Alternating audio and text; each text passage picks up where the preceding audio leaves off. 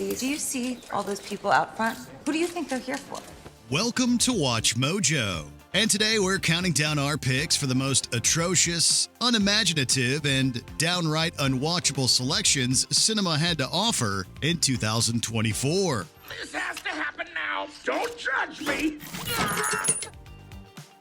Number 10, Rebel Moon Part 2, The Scargiver. The Scargiver has come to us. No. But we have men on the ground. Yes. A few less mouths to feed. Zack Snyder was once celebrated for his bold cinematic style, but over the years, that signature flair has been beaten to death, resulting in the chaotic mess that is the Rebel Moon saga. While the first installment was at least watchable, the 2024 sequel committed the ultimate cinematic crime. It was boring. I've never been one for making confessions.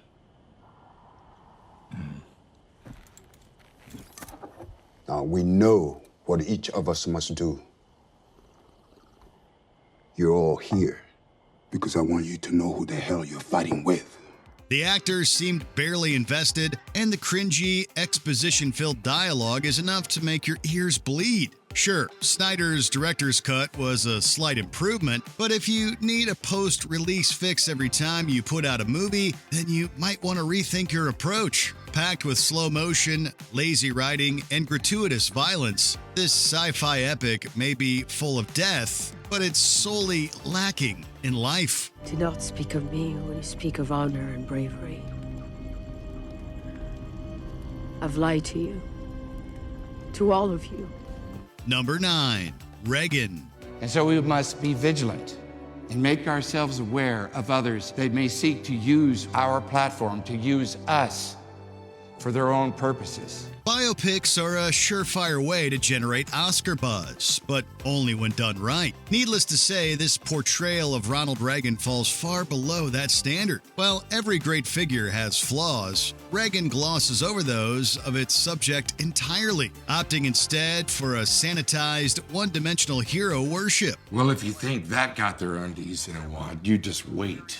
By avoiding the very complexities that define the former president, the film sacrifices depth for idolization. The result is a movie that somehow feels rushed, despite spending years in development hell. Dennis Quaid does his best to channel Reagan's charisma and eloquence, but it's not nearly enough to salvage the script. Fans of the former president might enjoy it, but if you're looking for a nuanced take on history, you won't find it here. You and I have a rendezvous with destiny. Number 8, Uglies. We'll still be ourselves,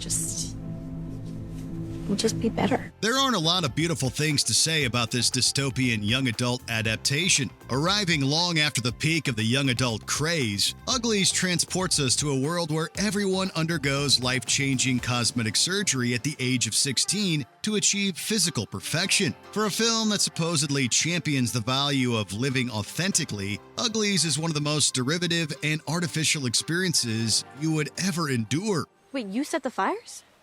Those orchids are toxic. They pull all the nutrients from the soil and destroy everything in their path. No, those are the clean solution to the oil that the Rusties used. That's what they want you to believe. Those flowers are turning the planet into a wasteland, killing everything, forcing everyone to live in the city. It relies on overused tropes, fails to do any substantial world building, and wastes its talented cast on a highly contrived plot. We'd love to say it has some substance beneath the surface, but unfortunately, the inside is just as hollow as its outward appearance. Please let me make this right. I don't trust you. You don't have to trust me. You just have to follow me. Number 7, The Crow. I saw you in the club. You brought them to us. No, I was just trying to get her out. I was just trying to help her get away, man. Get away from what? 1994's The Crow was a massive hit, even amid the tragic death of Brandon Lee on set. So the creators of this reboot had some seriously big shoes to fill. Were they able to improve on the original? Well, quite the opposite. Even with such a talented actor as Bill Skarsgård in the lead, The Crow comes immediately dead on arrival, offering no spark to justify its resurrection. Even if you save her, You will never be with her again. I know.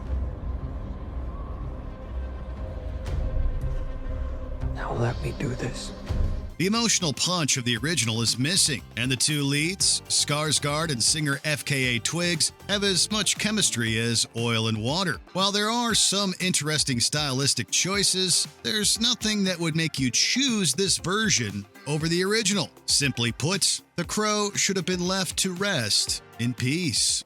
Look at what you've become. Those eyes. That face. Why would you want to be with you? You have no love left. Only hate. Number 6. Megalopolis. I'm not concerned with my place in history. What I am concerned about is time, consciousness, and courage. But what is time? Except a curve, past and future around us. Oscar-winning filmmaker Francis Ford Coppola poured decades of effort and $120 million of his own money to make Megalopolis. Surely, with that much on the line, it must be a masterpiece, right? You can probably guess the answer. Megalopolis aims for the stars with its grand themes, but falls flat trying to weave them into a coherent narrative. You and I ought to have an understanding. You're on my territory now, and you're gonna play by my rules. While the cast boasts powerhouse names, their performances are so all over the place that watching just one sequence feels like jumping between 5 different films. And even with a budget nearing $150 million, the visual effects still look like something straight out of Spy Kids. Coppola is undeniably one of Hollywood's most ambitious directors, but sadly, his glory days may well be behind him. You find me cruel, selfish, and unfeeling? I am. I work without caring what happens to either of us. So go back to the club, bear it all, and stalk the kind of people that you enjoy. Fine. Number 5. Harold and the Purple Crayon. Well, of course it's different, buddy. It's a different world. It's the real world. It's an adventure. That's kind of fun, right?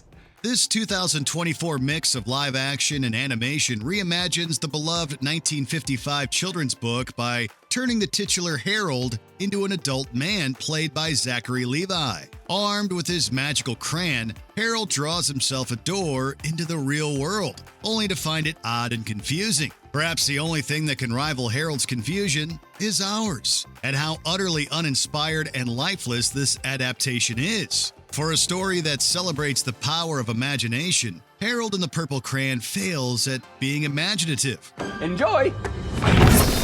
I am getting really good at this. Instead, it drains the source material of all its charm, leaving behind a dull sketch of a plot and a performance from Levi that's more grating than heartwarming. Anyone got a crayon to help us escape this mess? Now they'll see what library Gary is capable of.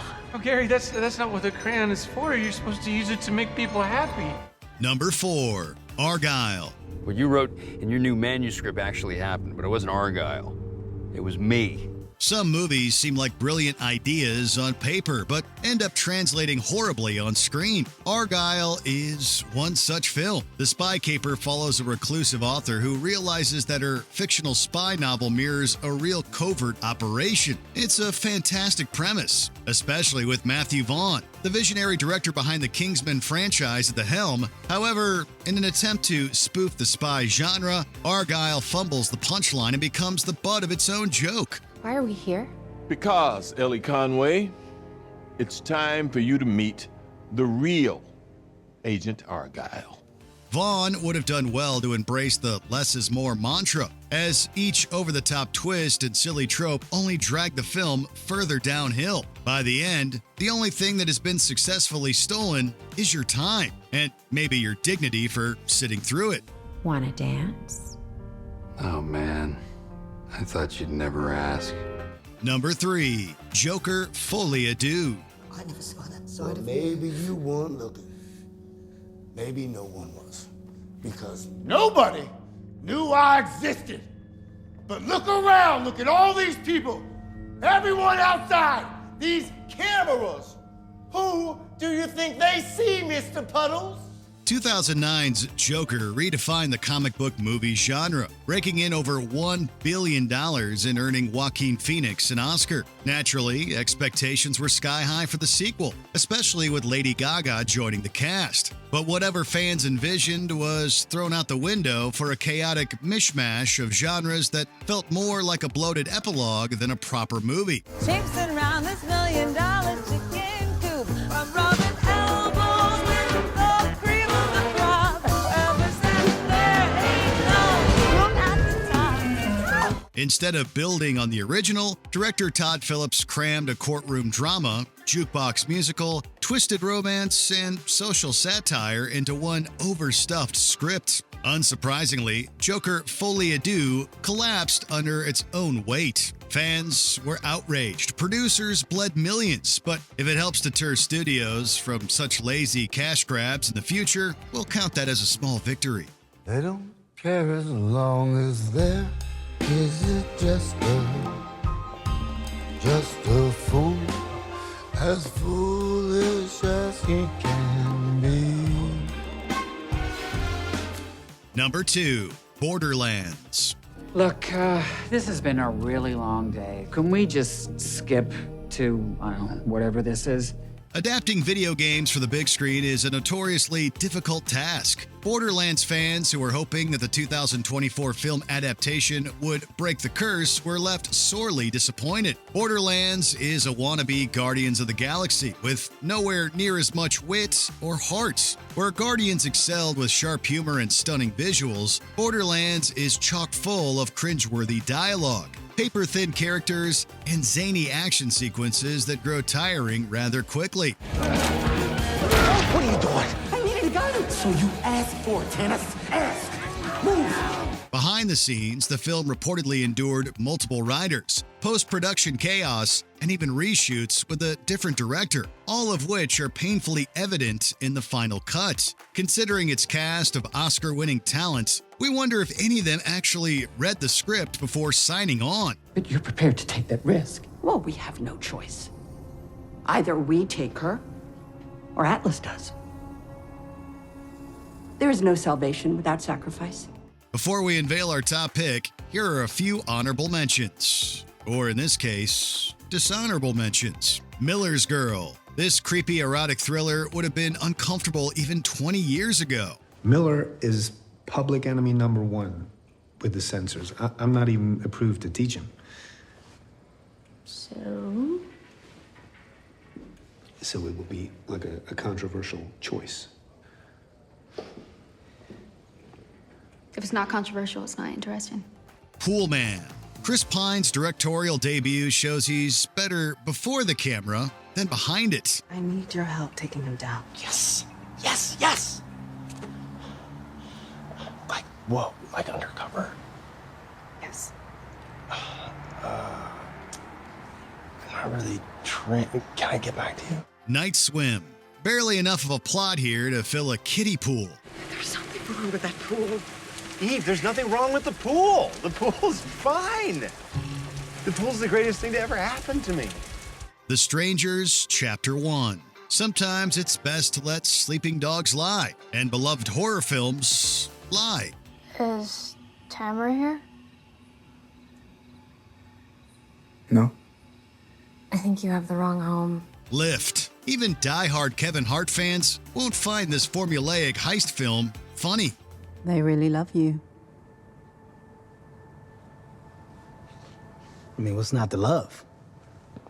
What did it take you? Like a week? Oh my God. Before we continue, be sure to subscribe to our channel and ring the bell to get notified about our latest videos. You have the option to be notified for occasional videos or all of them. If you're on your phone, make sure you go into your settings and switch on notifications.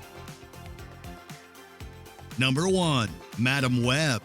To see the future clearly, you have to heal the wounds of your past. That sounds like literally every therapy session I've ever avoided. You have to go back to your beginning. Even before hitting theaters, this movie was already a cultural punching bag. thanks to its absurd trailer. You'd think it couldn't get worse, but the actual film somehow managed to sink even lower. I am so pressing charges. Okay, knock yourself out. Centered around Cassie Webb, a clairvoyant trying to protect 3 women from a villain seeking to exploit their powers, Madam Webb is so shockingly bad it's hard to believe it's actually real. Its nearly 2-hour runtime presents nothing more than exposition dumps, dreadful visual effects, and lousy action sequences that the actors clearly aren't even taking seriously. It's hardly surprising that it was co-written by the same geniuses behind 2022's Morbius. We'd call it the worst comic book movie ever if it wasn't just so forgettable. You still can't beat me with your mind. What makes you so sure? What's the worst movie you saw this year? Drop your picks in the comments below. Just don't expect us to watch them. Listen, I've heard everything I need to know. Did you enjoy this video? Check out these other clips from WatchMojo and be sure to subscribe and ring the bell to be notified about our latest videos.